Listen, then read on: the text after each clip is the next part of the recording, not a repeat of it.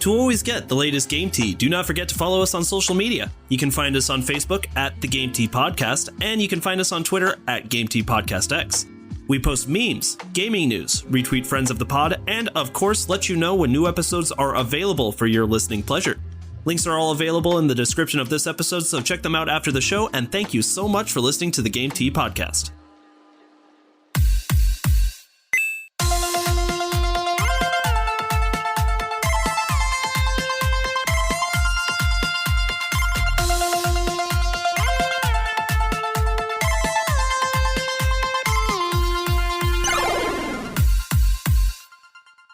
Hello, everybody, and welcome to another episode of the Game Tea Podcast. My name is JP. I'm Peaches. And I'm Zar. All right, fellas, you've seen the episode of the title. We talked about it last time. You know what we're talking about today. The PlayStation 5 has been out for just a little while now, only about 4 months, but has already made a very profound impact on the gaming community. And I think that is why it is worthy, especially since yours truly managed to get their hands on one. I think it's time to talk about it a little bit. And I know exactly what you guys were thinking. We have not talked enough about Sony lately, so I don't want you to worry about that, Zar. I'm looking at you, Zar. Don't you worry. You're going to get your Sony fix today, pal. Oh boy, oh boy, oh boy. Before we get into this, I mean, obviously, as a PlayStation 5 owner, I can speak highly of, my experience alone. A lot of what I'm going to talk about today is going to be based off of my opinion when we get into, the second half of the episode. But before that, we're going to give kind of, a little bit of the history of, what's gone on with the PlayStation 5 so far. We're going to talk about its sales, its controversies, differences in the PlayStation 5 versus the PlayStation 4 and the PlayStation 4 Pro, and then a lot of my own thoughts on what I've been able to do so far. So before we get into it, Zar, Peaches, what do you think? Are you excited? Yay! Celebrate good times. Come on. There's a birthday tradition in my family where we do what we call Death March Happy Birthday, where everyone sings happy birthday in the saddest tone you can possibly imagine. And that's kind of about where I'm at right now. That is amazing. Will you take a video of that and send it to me? Next birthday that we do, there hasn't been a lot of get-togethers. Who knows why? But it's a mystery, all right. That's fair. But yeah, I haven't seen the old fam in a while here, so maybe next time. But yeah, it's somber, but it's also happy at the same time as I guess where we're at. Well, it sounds like everything everyone decides not to acknowledge for an actual birthday. That's how birthdays really are. Just nobody talks about it. All right, well, we don't need to get deep with this. I mean, it's just a fun thing to do is Death March Happy Birthday, but now you're making me think about the inevitable end of life. Yay! I love that so much. I'm going to propose that to my family. That's a great tradition. So how about you just be excited for your old friend JP? Okay, just do it for JP. I'm happy you're happy. I'll take that. I'm a PlayStation fan, sort of. I mean, obviously the PC is better, but the PlayStation has a lot of games that I like to get down on, All right, so there's not much else to really start or much to kind of preface this with. I say we just jump into what we're going to talk about here. So we're going to start with how the PlayStation 5 has been doing in general. Now, we are about 4 months into the PlayStation 5 release. The console itself was released on November 12th in 2020, which was 4 months ago. Now, that's COVID time, right? 4 months in COVID time. And COVID time has a weird way of working, right? Because 4 months doesn't seem that long ago, but at the same time, it feels like it's been a while since the PlayStation 5 was released. Have you guys felt like that too? Or is it just because we talk about it so much and all the chaos? How many historic events happened between now and the PS5's release? That's how I've been gauging time, is by historic events. In terms of gaming or just in general? In general. Oh, God. Yeah, that's quite the calendar you got there. Well, let's see. People tried to overthrow the government several times. Oh, yeah, that happened. Yeah. I mean, do I need more? I'm tired of living through history. I wanted to go back to like when I was a kid and it felt like history wasn't happening all the time, you know? Yeah. Now it's like, all right, first in like a century pandemic, big election, all sorts of stuff around that. And then a bunch of dumb hogs tried to overthrow the Capitol. Like, Jesus Christ, I am so tired of living through history. Can you imagine the 4th graders years from now trying to memorize all the shit that happened in a matter of like 2 years? Oh, you mean our children? Yeah, I'm gonna drill it into their heads. Bold of you to assume I'm going to be having children. Yeah.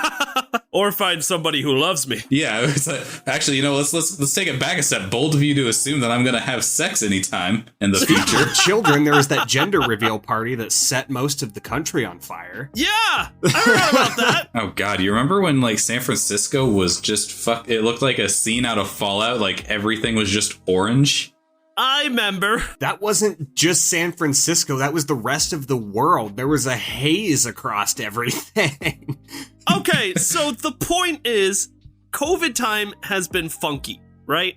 A lot of shitty ass things have happened in the last year, but a lot of great things have happened too, and I mean that genuinely. Because of the pandemic, it's brought a lot of new people to the front of gaming, right?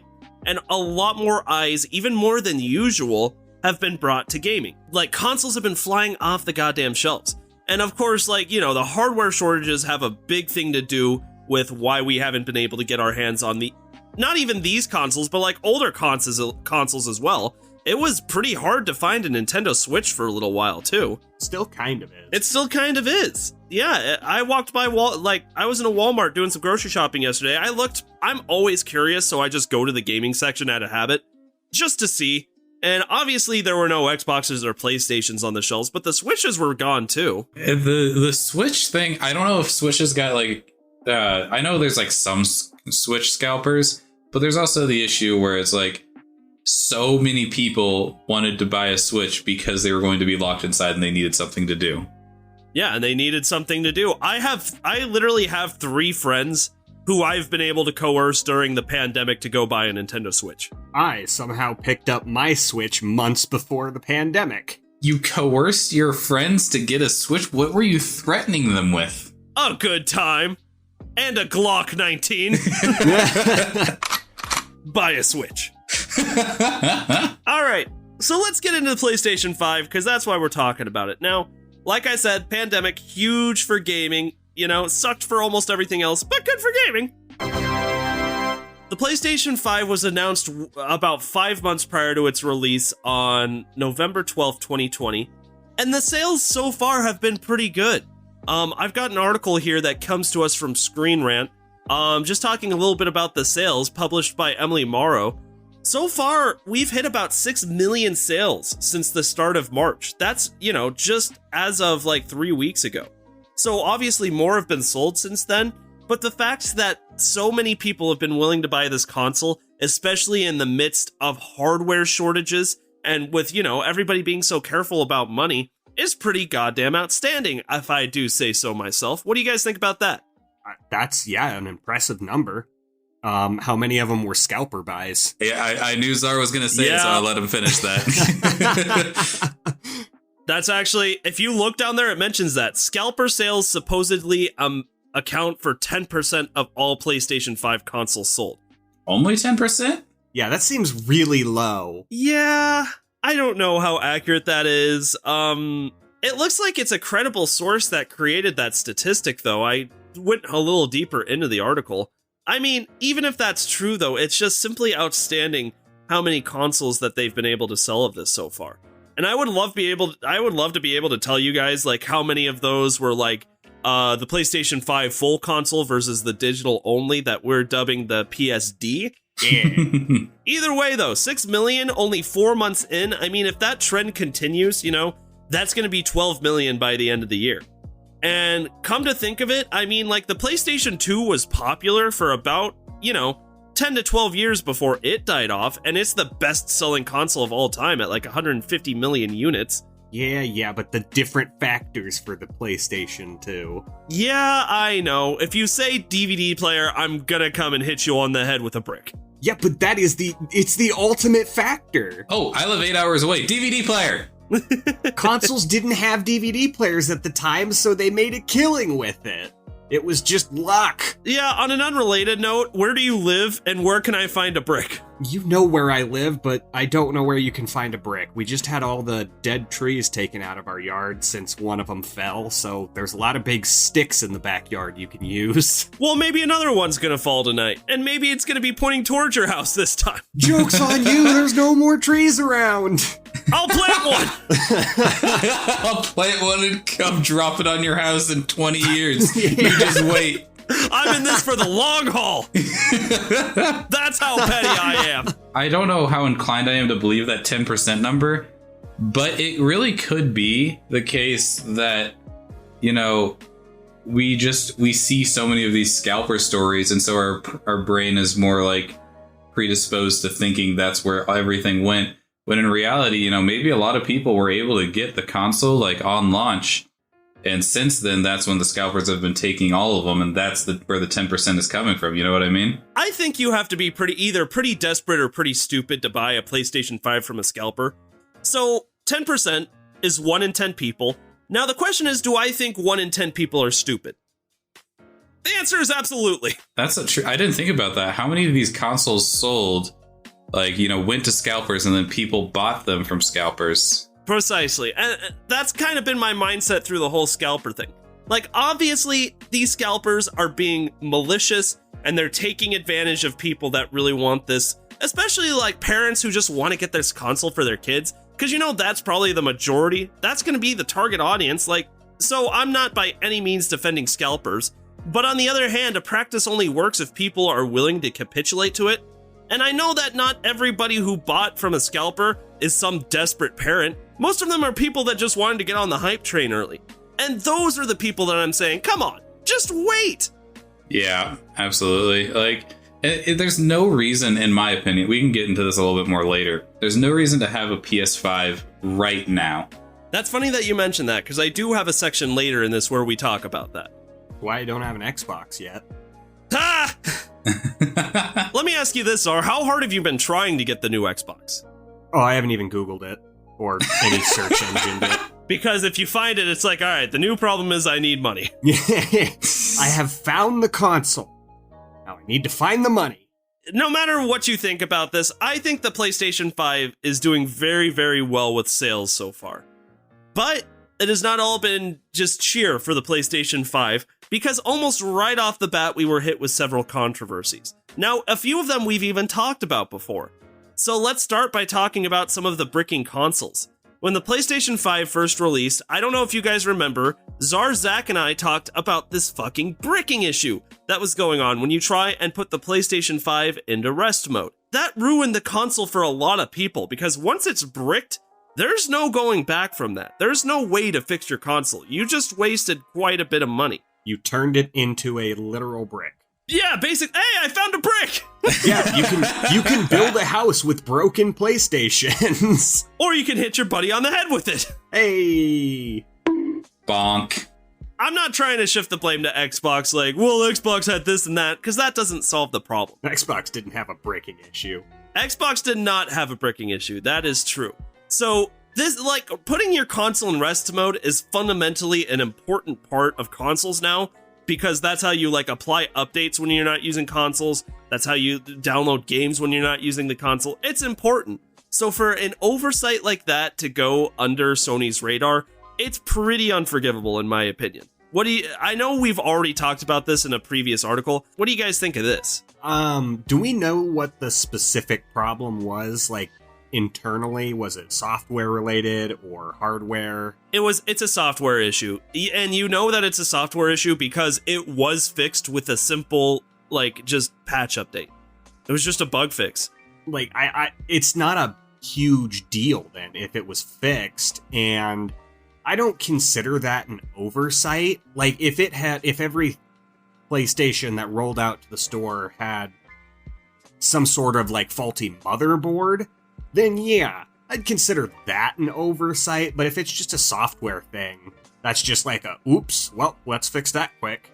Well, the problem, I think, comes in not where it's like, all right, well, let's fix that real quick. It's like people, as far as I understand, actually had their console permanently broken because of this little software. Yeah, but they replaced those. those. Were they? I see. That's what I was wondering. I was looking through the article, and I can't see if like Sony went ahead and just replaced these consoles for these guys or not. They did, but I mean, the problem was that Sony was being a little malicious with, okay, we'll fix your console, but you pay for the shipping, and we'll ship back the console. And they asked you a lot of questions. Yeah, not to mention the questions for authenticity, and then just the time of being able to get it back in and back out, because they don't just have more PlayStations on hand for this issue that they didn't see coming. Like, the people had to wait again for their new consoles to get shipped to them. And my question was, like, this is a pretty big controversy that happened. Do you guys think that it slowed down the sale of the PlayStation 5 at all, or put, like, more hesitancy into people? You don't think so? No, we already went over the statistics, and it's already kicking the shit out of Xbox. I don't think it affected the sales at all. I was not going to bring Xbox into this, but you are correct. I'll say it. I'll be the first to say it. Xbox is not doing well in the race. Wait for some more games to come out and some more cool, flashy stuff.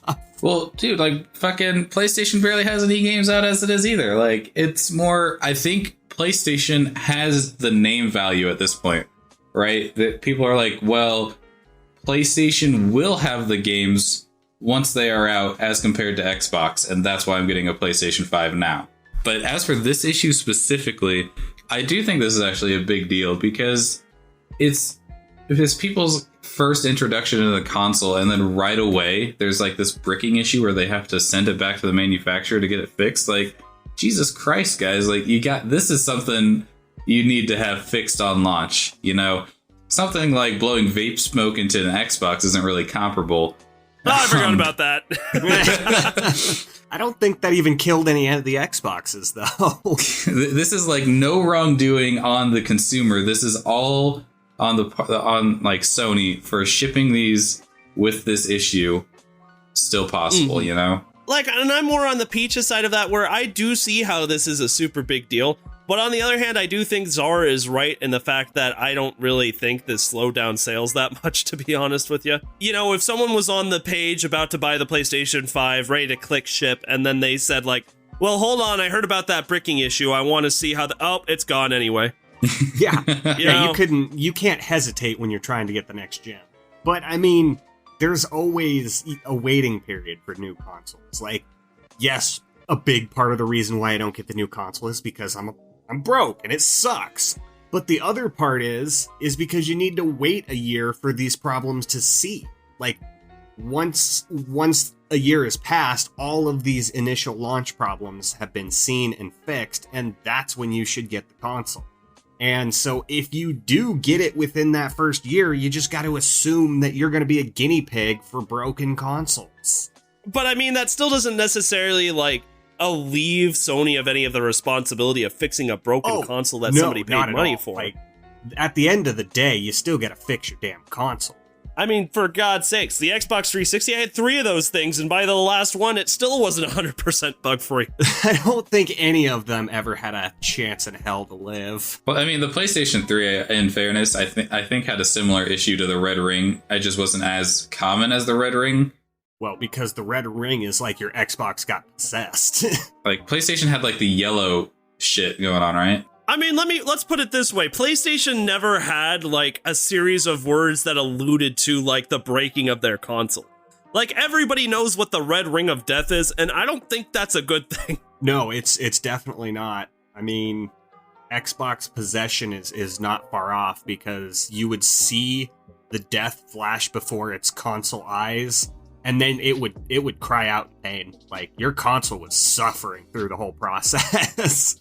That made me sad. Yeah, a lot of good Xboxes were lost. And when you send it back, before you shut the box, it calls you dad for the first time. And you close the box and duct tape it and send it away. Damn it, why did you have to say that? All right. Now, it wasn't just the console that had issues upon launch. We also found that the PlayStation 5 DualSense controller drift was very real and very much a problem for many of the new PlayStation 5 owners. As far as controversies go, now, I know a lot more about the controller drift issue being fixed. Like, we talked about this in another series of news too, where people were having controller drift and Sony was kind of, again, like, being a little hesitant about helping people out with that. offering not very good customer service. Again, being more like on the side of maybe this person did something than, oh, maybe there's an issue with our product. But it was nothing a good lawsuit could not fix. And now anytime you see some controller drift in your controller, you can send it into PlayStation and you're damn right that they're going to fix it for you. So again, like kind of with the bricky consoles issue, do you think this made anybody a little bit more hesitant about picking up a PlayStation 5 or ruin their reputation at all? Well, anybody who owns a Switch knows how annoying controller drift is. Oh, you're goddamn right. But I like, as you said before, you didn't see any Switches on the shelf, so naturally I don't think this affected the sales either. Well, it's also kind of an echo chamber thing, right? Like, you're not going to necessarily hear about this type of news when you're out trying to buy the console until it's something that happens to you, and you start Googling it, and it's like, oh, tons of people have had this problem. Yeah, but you can also replace a controller a hell of a lot easier than you can a console. Anybody who's experienced controller drift, like playing Zelda with both of like my Joy-Cons drifting was the most frustrating experience of my life.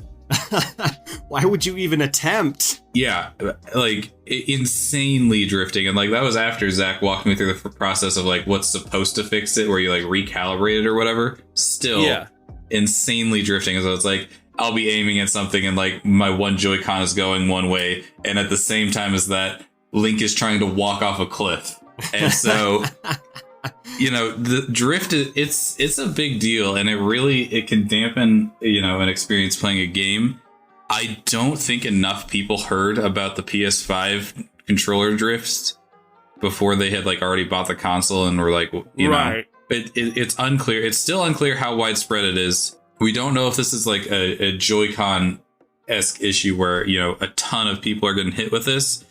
But for everyone that is, like, this is a super frustrating experience. I have a lot of empathy for those people because, they're just trying to play games and like their hardware is just breaking on them, Yeah, absolutely. I'm absolutely sympathetic too. But again, like PlayStation made good with this one too by allowing people to send in their controller in a pretty easy method in order to get it either fixed or just straight up replaced. And again, we've kind of talked that we don't think this has affected too much of the sales on PlayStation's part, but I do know one thing that has kind of ticked a lot of people off, and that is scalping. I don't know about you guys, but I have never seen a generation of consoles with a prevalence in scalping as apparent as with the PlayStation 5 and with the Xbox. Now, I don't know how much you can call this a fault on Sony's part, but it definitely is something worth talking about, because we've done it a lot. We've talked about scalpers and their prices and how much it can set you back if you decide to go that route instead of waiting. So what do you guys think of the whole scalping thing? Has that affected the PlayStation legacy at all? I think I would say it actually has affected the legacy of the PS5. I think going forward, you're not going to be able to think of a PS5 without like first thinking about the huge scalping issue that it had on release and still has like 4 or 5 months later. It's pretty rough, and it's not Sony's fault necessarily, but it's just you have this issue. It's going to cloud the legacy of your console. And I mean, I think the reason that it hits PS5 harder than it's hitting Xbox is because more people are rushing to PS5 than they are to Xbox. Sorry, Zar. I mean, the scalper prices reflect that. I think Xbox is still only selling for like $700. Yeah, you were offended when you heard that. You're like, why is mine selling for lower? I'm still offended. Yeah, I mean, you're absolutely right, Peaches. It's not necessarily a problem with Sony, but it is something that's going to affect the legacy. And 10%, even though we're hesitant about that statistic, even if that's right, that means that 1 in 5, or not 1 in 5, that means that 1 in 10 PlayStation 5 owners had to go the scalper route and paid like $500 more than they would have. That's still a pretty big issue. That's enough prominence to be able to talk about it. If 1 in 10 of these consoles were bricking, that'd be a huge topic. Oh, yeah, absolutely, yeah. And it's so weird that, like, I think I'm curious how much effect COVID plays into how easily this is a scalps, because, COVID messed up a bunch of supply chain issues. And so I wonder how much of that is related, like, because the supply chains are all messed up right now. is manufacturing also messed up, and so they're not even able to produce this at the quantity that they normally would, and that's why we're seeing this so prevalent right now as compared to like back with the 360, the PS3, PS4, or Xbox One. Scalpers suck. People really taking advantage, and what's funny is when I got my PlayStation, my dad was like, you probably should have bought another one and just sold it, scalped it, and then made your money back on both the consoles. Yeah, but then you would have become one of what you hated. Exactly. What I'm gonna do is buy 2 PlayStation 5s, keep them both, brick one of them, and hit Zar over the head with it. That's worth $500 on its own. Hey. The reason why we brought up the sales, the controversy, the history so far, is because it's not fair to say that everything is great with the PlayStation 5, because it hasn't been. There's been a lot of trouble, there's been an uphill battle, but I think PlayStation is in a great place right now, and that it's a pretty stellar console. And that's where we get into some of JP's thoughts about being a PlayStation 5 owner. Because who doesn't want to hear from JP? Is there a way I can raise my hand without video? No! Next question! Oh, me and Zara are already on the way to get lunch. Were you still talking? I could probably talk for like 30 minutes without you guys saying anything and not notice you're not here. I was gone 20 minutes ago. Yeah, me and Zara are just getting haps at the bees. It's Applebee's time, baby. You didn't invite me to Haps? Ooh, not sponsored by Applebee's. Although we are trying to be. All right. So let's get into some of the details. Now, what's funny is Peaches brought up a lot of these opinions because from here on out, it's just opinion-based. So, difference between the PS4 Pro and the PlayStation 5. Now, I had the original PlayStation 4 and I had the PlayStation 4 Pro. The PlayStation 4 Pro, by the way, I'm still planning on using. It's right here next to me on my desk. I love the PlayStation 4 Pro. But that being said, it's simply not the same type of experience. Zar mentioned earlier that the Xbox Series X between the Xbox One, just like even operating system wise, there's just not much of a tangible difference. Isn't that right, Zar? Yeah, there really isn't. They went with the whole, if it's not broken, don't fix it approach. But they just sped everything up, made it a little bit more user-friendly, and it's still very nice. What about my gamer avatar? He's been asleep for so long, someone has to wake him up. That made me really sad. Because my gaming avatar has been asleep for about 10 years now. Yeah. Poor guy. They'll find usefulness somewhere. Alright, now here is where the difference is between the generation leap on PlayStation side. Now, I love the PlayStation 4 Pro, but I do think that some of the complaints generally came from its operating system being a little harder to navigate. Because, the truth is, you're right, Zar. When it comes to Xbox, why fix something that's not broken? Xbox nailed user-friendliness quite some time ago, and to be honest, PlayStation was still trying to kind of figure it out. But with the PlayStation 5, I feel like they fixed so many different issues that the PlayStation 4 Pro had.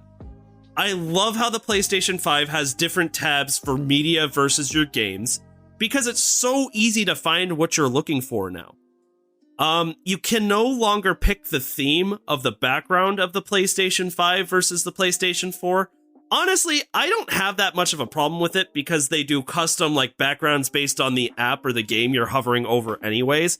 And because of the HDR and the 4K and how good it looks, everything you see on the TV is just mesmerizing anyway. So, you know what? We lost the themes, but I'm okay with that. That's still kind of a bummer, though, because Xbox, if I wanted to put a picture of my wife and I and our pets as the background for my Xbox, I could. I could easily just download anything off the internet as a background. I like that. I like that customization.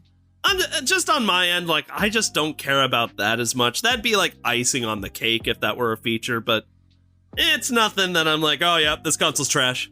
Real quick, when I first got my PS4, I did not think the menu system was super friendly. I think you kind of touched on this.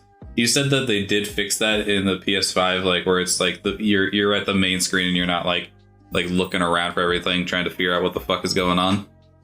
Yeah, I think the PlayStation 4 where it kind of fell flat is so you'd have all the apps on the front page, but then you'd have too many sub-menus that pop up from different apps. and just finding what you're looking for was just always kind of a pain in the butt. The way that they do it now is on the top of the PlayStation 5, you've got a media tab and a game tab. And the game tab will pull up like normal, like your 10 most played, or your 10 like most recently played games, which, you know, that's not necessarily, I never had a problem with that. And then it's got your game library at the end, which again has menus that make it kind of easier to navigate. But the separate media tab, I really, really enjoy. For the times where, you know, you just want to watch Hulu or Netflix or HBO or whatever.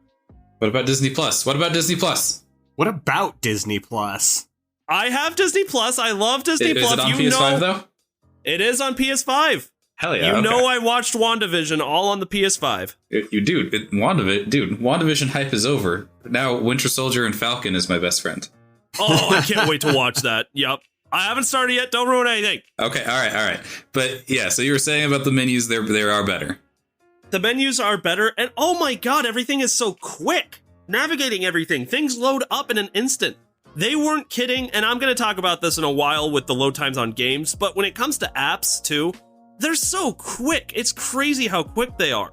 So they made the operating system better for the users, and they also made everything so snappy. I think they really did a good job of improving it over the PlayStation 4. I don't know if it's still up to par with Xbox, because I think Xbox, like, this is a category where they've really got it figured out. Like, Xbox is essentially PC, and so if there's anything a PC is, it's user-friendly. It's not really a fair advantage, but hey, we'll take it. We'll take what we can get. We got user-friendliness. Hell yeah, point to Xbox. I mean, so Xbox's draws right now aren't even nearly the same as PlayStation. So like PlayStation, it's like you're going to PlayStation for the IPs, right? That's generally what you're going there for. And you go to Xbox if you want the Game Pass. Which is still the best value in gaming, change my mind, but I digress. I totally agree. Now, let's talking about the PS4 some more. Let's talk about bringing the PS4 content to the PlayStation 5. Holy crap, it was so easy. That is something I really, really appreciate, because, like, being backwards compatible isn't something that PlayStation was too great at either, so I was very hesitant about, like, how am I going to get my PS4 content onto my PS5? But the second I loaded up my PlayStation 5 and started, like, figuring things out, it's in the menu when you're setting it up. It's like, hey, do you have a PS4? And I'm like, yeah, I do. And they're like, can we bring over the data? I'm like, yes, you can. And they're like, all right, we're doing it. And I'm like, when? And they're like, right now. Right now. Right now. And it was just so seamless. Like, you can connect them together via Ethernet cable for, like, a quicker experience. But even if you're just doing it over the Wi-Fi like I did, it took a couple of hours, but I also had, like, 120 games. So... Wait, you had 120 games all on your PS4? Backlogs. I've got, like, 120 on my Xbox. Yeah, So, you like, don't? Wait, At like, least. downloaded? Like, all installed? Yeah. Yep. Yeah. Jesus Christ, what kind of storage are you guys working with on your PlayStation? I can't have, like, more than 5 games installed. I have a 2 terabyte external. Yes, I have a 4 terabyte external. Ooh, jelly. So essentially, that's just how easy it was. Like, so the PS5 asked, like, which games do you want installed directly to the PlayStation 5? And which games do you want to just keep on the external and then just plug in the external and we'll reformat it for you? It was so easy. So, like, I was like, here are the games I want right away. And it was like a couple hours over Wi-Fi. I was like, done. Now what do you want? And I was like, can I just plug in this external hard drive? And they're like, yeah, we'll reformat it for you. I was like, okay, how long will that take? And they're like, it's done. It's done. It's done. And boom, just like that, my entire PlayStation 4 library is on my PlayStation 5, along with my new PlayStation 5 games. So I really have to give it up to the PlayStation 5. It was seamless getting all my games over there. It really was easy. Well done on PlayStation's part. That's going to be a huge factor for me, like with the new Xbox, obviously, but in reference to the PlayStation, huge selling point. Well, like I said, though, that's another thing that Xbox figured out pretty early on that PlayStation was figuring out still. Xbox backward compatibility and integration is really, really great. Well, not even just the backwards compatibility, but the data transfer being so seamless and like, Right. When do you want it? Or like, when is this going to happen? It's already happening. Like, Exactly. That's perfect. And even between the PS3 and the PS4, it wasn't that simple. I mean, it wasn't a nightmare to figure out by any means, but they could have made it a little more seamless, and they did that with the PlayStation 5. And the fact that it reformats your hard drive, that's cool, too. Yeah.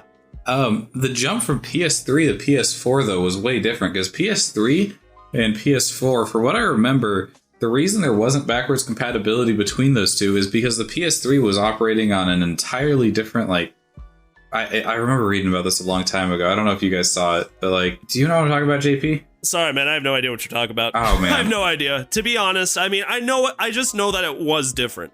Yeah, the PS3, it has something to do with, like, the internals of the PS3 being entirely different from what they went to with the PS4. And so that's why games weren't backwards compatible, is because they were essentially running on, like a brand.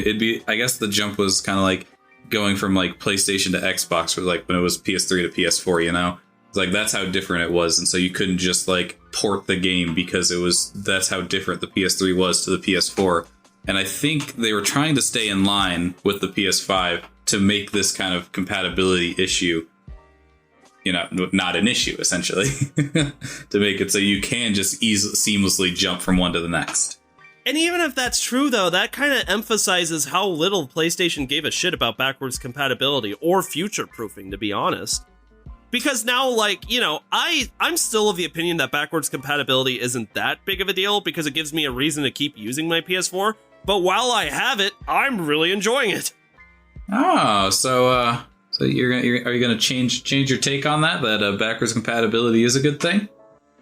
I never said it wasn't a good thing. I just said that it wasn't a deal breaker. And I still do not think that it is. I am keeping that opinion. But while I have it, just putting in Red Dead Redemption 2 and watching it load up with that blazing fast speed was very nice. And then what happened when you put in Mass Effect? That's a good joke. What's a Mass Effect? I own Mass Effect for my PC. I own all 3 of the first Mass Effects for my PC. So because I wanted those to get the full 2070 Super treatment. Joke's on you, because they're going to be remastered and look even prettier. Yeah, well, I mean, he's still fine. Buy the trilogy again. I spent $10 on the pack, so, you know. That's fair. Now, let's talk about load times, going off my last point. Holy crap, you guys. You won't believe how fast these games load up. It's insane. Like, even a game like Demon's Souls, with, like, some of the highest graphics fidelity the PlayStation 5 has right now, I can, like, open up that game and, like, literally be where I left off playing, not even from suspended mode, from, like, you know, the game's completely closed, you open it up, and you can start playing in, like, 10 to 15 seconds, right where you just were. It's insane. It almost doesn't feel real, like you just missed out on something, like, this is it? But no. Yeah, the load times are a really big deal. They really weren't lying about that. That's really cool, but I'm just waiting for more advanced games to come out, and, you know, game developers developing for the PS5 as a normal, like, everyday thing. And then we're going to see, like, a little bit longer load times, because these game developers are going to push the current hardware to its limits down the road. And, you know, so, like, what's going to happen when you try to play Elder Scrolls 6, whenever the hell that comes out? Oh, wait, you might not be able to play that on PlayStation. Bad. Yeah, we'll see. We'll see. Any expansive game like that, you know? I bet we're going to see some pretty bad load times down the line, but right now it's cool.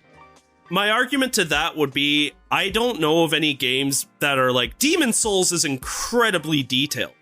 And, you know, games like Assassin's Creed. Yeah, but it's a remake. So they're still working off a previous engine. Dude, they had to rebuild the engine. You think an engine built for the PlayStation is going to work on the PlayStation 5? Well, yeah, okay, you got me there. I think there was some similarities, though. I mean, they had to rebuild this engine. So, like, what load times are? The things that take up the most for load times is graphics packs, right? Like texturing, figuring out ray tracing. Things like that. That's what load times are trying to do. So, you know, a game like Demon's Souls, now, obviously, like I said, I can only attest to my own experience, but I can't imagine how it's going to get much better than that, or a game like Assassin's Creed. Like, you could use other games that are being specially made for the PlayStation 5, like, for example, the next Ratchet and Clank game, Rifts Apart, that's coming out. That's gonna take up a lot of the PlayStation 5 power as well. But, like, it's still got... The texture packs are gonna be good, but it's still gonna be, like, a more cartoony art style, which means that its load times aren't gonna be as severe as Demon's Souls, who goes for realism, Yeah, well, naturally, the more realistic game and, like, detailed the scenery around you is, the longer load time you have. I'd like to see it compared after a certain amount of time, but I get what you're saying. So, I mean, I see where you're coming from too, but the fact, like, Demon's Souls, I feel like was a game that was specifically made to show people what the PlayStation 5 could do, which is why they selected that as, like, the big PlayStation launch exclusive. But I do see the point you're trying to make. And that actually leads me into the next point. Is the difference in graphics really tangible? Now, do you remember when we watched the PlayStation event a few weeks ago together? And they did that side-by-side on the PS4 Pro and the PS5 of, it was Final Fantasy. And we were like, I don't know if I noticed much of a difference. Yeah. The truth is, it depends on the game. And even then, I'm gonna admit it, I don't think it's that much of a boost in, like, graphics. I think what the real boost is like when you start to see the new features like ray tracing available. Because the graphics, yeah, they're a little bit better, but nothing where you're like, okay, this is definitely worth it. But it's features like ray tracing that really make the things pop. And you're like, oh, okay. The perfect example I have of that is I tried Spider-Man Miles Morales on my PS4 Pro, and then again on my PS5 as kind of a side-by-side. And yeah, graphics-wise, I mean, it just wasn't that much of a difference. But then I turned on ray tracing, and holy shit, you can actually tell that it's pretty awesome. Well, that's why ray tracing is so cool, and that the graphics argument has kind of become invalid at this point, because you know what the real limitation for boosting in graphics and adding thousands of more pixels per screen? It's the human eye. We can't see, yet we can't even notice a difference past a perfect point, so how do you get past that point? And ray tracing is the solution. That's how you make games prettier.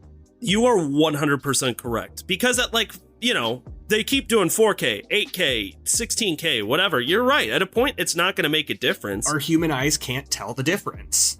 So they work on these other ways. It's like, okay, well, how else can we make these games look great? And ray tracing is the answer to that. Providing real-time, real depth, realistic lighting features in these games. That's what makes the difference. And in a game like Spooderman, you can really tell that the difference is there. And I'm very happy about that. So, in conclusion, does it actually make a difference graphics-wise? No, not by a ton. A little bit, but not by a ton. But it finds other ways to make the games pop, and you're gonna notice it in different ways that you didn't before. Now, let's get into some things that are just straight-up opinions, straight-up JP's experience. Let's start by talking about the games I have that are exclusively for the PlayStation 5. Are we talking about Bug Snacks? We're talking about Bug Snacks! I beat Bug Snacks, by the way. Ooh. And it got dark, you guys. Bug Snacks got very, very dark. I'm not gonna lie to you. I'm not gonna give it away. Is it rated E or T? I don't remember. I guess for the ESRB rating. I don't know. I mean, it's a game that's supposed to be for children. It's alluring. I think it got a T rating, but like you go to the end of the game, let's just say not all the characters on the island survive. Oh. Yeah, especially my first playthrough, not everybody survived. That I'll leave it at that. Oh. But those are my favorite kind of games, right? That are like happy and cheery, but then have a dark twist. I love it. You've also heard me talk about Demon's Souls. Demon's Souls is outstanding.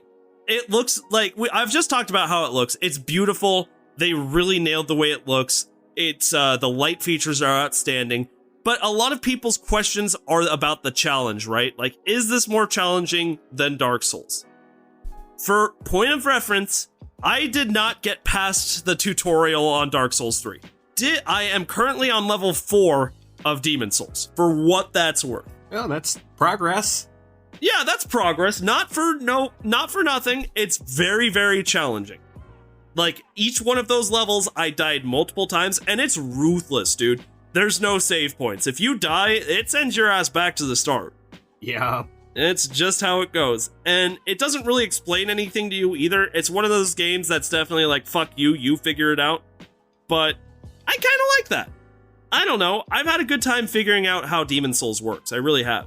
So, JP, wait, have you finally gotten good then? Or I'm in the process of getting good. I will get good once I beat the game, and I'm getting there. You gonna get that penetrator armor set with all the no, antique coins? I am not. No, I haven't even found one yet. Those things, I haven't even found one. I don't know where you find those things, but it's been hard to get to that because Bugsnax has been calling my name. Yeah, we're talking about bugs. We're talking about Bugsnax. Demolition All-Stars. Now, this is that awesome game where, like, you're driving around and you're in this, like, court and you're driving around and you smash up the cars, and if the car gets smashed up good enough, you jump out of the car and run around this court trying to do things. I'm not gonna lie, this game was free when I picked it up for the PlayStation 5, and it was so much fun. I haven't gotten back around to it much lately because I don't have enough time for video games as it is. And if I'm going to play video games, it's going to be something like Bugsnax, something with some quality. That being said, though, as a free game for the PlayStation 5, it's very well made. It's very fun, and I think you're going to get a lot of use out of that. I also, I played this on my PS4 Pro, but I re-downloaded the PS5 version of Spooderman Morals Mariachi, and I think that it's been very, very good. Nothing about the Morals Mariachi joke? No, that sounds right to me. Yeah, that checks out. Yeah, that checks out. I haven't played this too much because I already beat the game, but I did download my old save file from the PS4. I reopened it, I turned on the ray tracing, and yeah, it's gorgeous. There's no doubt about it. It looks really, really good, guys. Whoa, hold on. Now, Spooderman Morals Mariachi is a whole different game, supposedly, from the original PS4 Spider-Man. So, which one are we talking about right now? Spooderman Morals Mariachi. Okay, so you loaded up your old... Does your old save file, like, transfer over to Morals Mariachi? There's PS4 and there's PS5 versions of games, right? Now, if I transferred a game over to the PlayStation 5 from the PS4, but it was still the PS4 version of that game, the save data would transfer over immediately. But for Miles Morales, I bought the PS4 version, but I could get the PS5 version for free if I did that.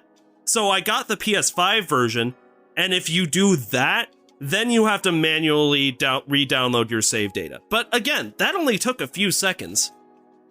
And then boom, I had my entire old world from the PS4 version in the PS5 version of the game. And finally, Crash Bandicoot 4, It's About Time. That game has been an absolute pleasure to play. And again, I think does a great job of showcasing what the PlayStation 5 can do. Because even in a game that's like cartoony, like that, like things come off as so realistic and the lighting looks great and it's been so much fun. And I haven't even gotten into like how the controller feels in all of this. It is absolutely true what they say about the haptic feedback. Because all of these games are an entirely different experience because of the way the PlayStation 5 controller works.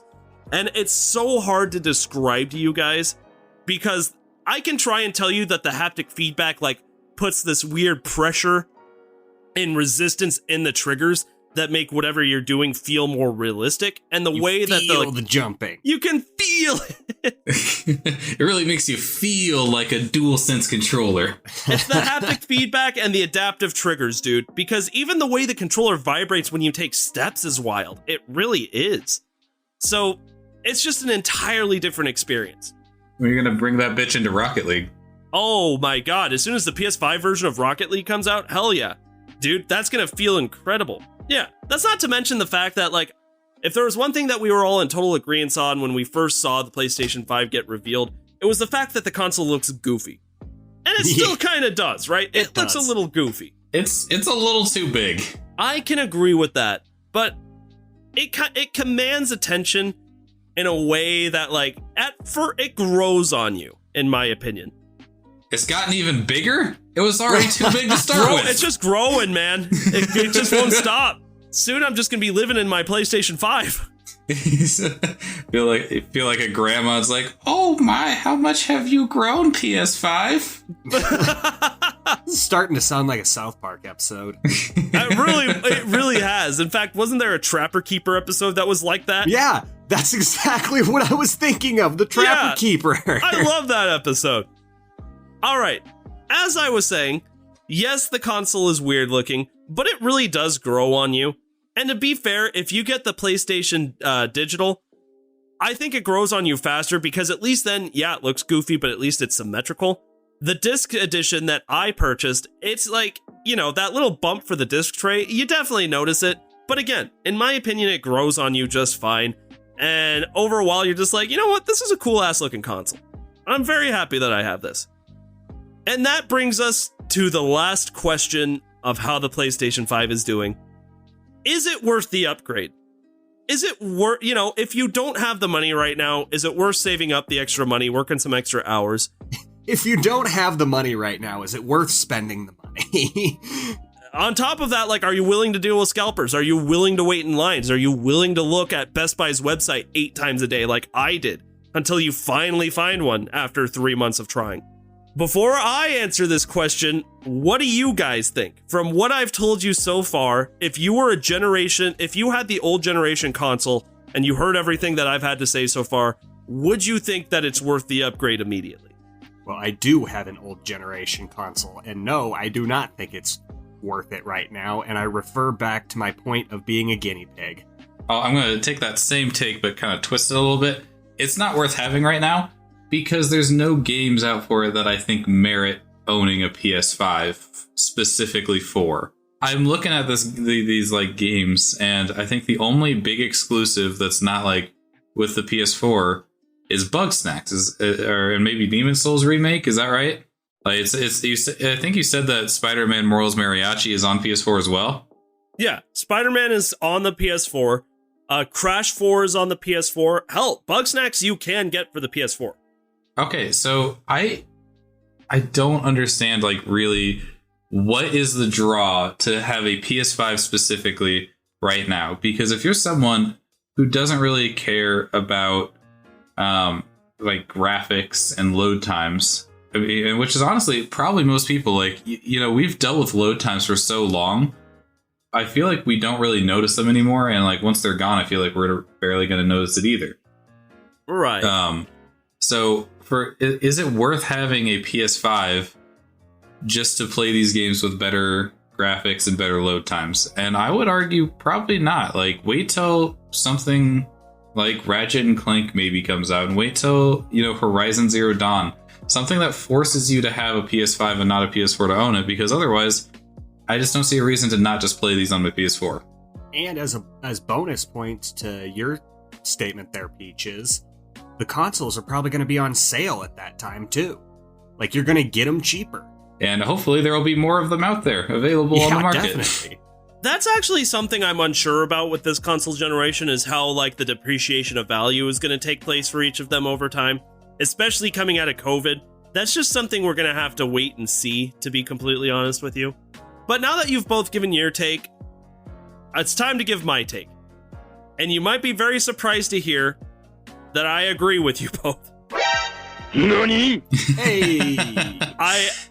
Look, if you are a huge gamer and you love gaming and you love either PlayStation or Xbox and you can't wait to get your hand on the console, and you have the means to do so, and you can find a way to do it without using a scalper, go for it. But you should not feel like you have to upgrade at this moment, is my opinion. If you are still rocking the PS4 or the PS4 Pro, and you're getting almost every single game that you would love to play right now, and hell, even if you have to wait to play a couple of the titles down the road, like, you know, Demon's Souls, all that means is the game's going to be on sale by the time you pick it up. I agree with these guys. It's more worthwhile to wait. I have enjoyed having the PlayStation 5 early, and, like, bragging to be honest, I really enjoy bragging to people that I have it. Flexing, like, on people with your PS5. And I love telling people about my experience so far. That's the whole reason why we made this episode. And you're excited for hitting me over the head with one. A bricked one, yeah. Yeah. But you shouldn't feel like you have to, you know? Because support for the PlayStation 4 is still going to be apparent for a few more years to come. And right now, with the world being so uncertain, with money crunches, with just how hard it is to find these things in the first place, I'd say don't, save yourself the headache, save yourself the pain that I've been going through for the last 3 months. Just wait. Who knows? By the end of this year, maybe you'll be walking around a Walmart and you'll see a PlayStation 5 in a case. I don't think so, but maybe. And you're like... That's an unlikely scenario right there. There's been a few anecdotes I've seen online of people just like walking around Walmart and being like, what the fuck? They have a PS5 here? Yeah. So it's not entirely out of the world of possibilities. Oh, well, obviously it's not impossible. It's just incredibly unlikely. Right. I'm just saying, though, as my point, I agree with you two. If you just wait, honestly, if you need to. If you don't need to and you find one, by all means, pick it up because I sure as hell have been enjoying it. I wonder if that scalper price has increased to $1,400 for, no reason at all, having nothing to do with these new stimmy checks that we're all getting. Oddly enough, I haven't seen near enough memes of that. All right, boys, that's it. That's the PlayStation 5, the story so far. What do you think? Any questions, any comments, any concerns? Are we going to be tested on this later? The test is right now. You have failed. Oh. I didn't read the syllabus. You want to test? What is my grandson's name? Timmy. Oh, yes, it's farts. It's I have a question for you, Professor Oak. How did you forget your grandson's name? Going back to South Park, it's like how Stan's grandpa always just calls him Billy. Oh, Billy. Help me hang myself. Oh, Billy. I'm going to Africa, Billy. People die of natural causes there all the time. All right. So that's it. That is the PlayStation 5 so far. I've loved my experience. If you can't get it yet, it's worth the wait. But good lord, get it eventually because it is amazing. And plus 20 great exclusives at your fingertips the second you buy the console. I love it. I love it, and I'm excited for you guys to eventually be able to get one too. I think we've said it all. Well, I think JP has said it all. Me and Zar were vibing. We're vibing. JP, keep talking. We're vibing. All right. That's going to do it for this episode of the Game Tea Podcast. We will see you in the next episode. You just got your Game Tea. Later. If you like what you heard today and you're looking for more ways to get your Game Tea fix, check us out on Patreon. With bronze, silver, and gold tiers starting at $2 a month, there are several incredible rewards you can receive for supporting the show, such as a follow from us on Twitter, access to a monthly Q&A session, an invitation to our private Discord server, and even bonus episodes of the podcast only accessible to patrons. Your donations will be used to make the show even better. The link to Patreon is in the description with our social media, so go check it out. Once again, thank you so much for listening to the Game Tea Podcast.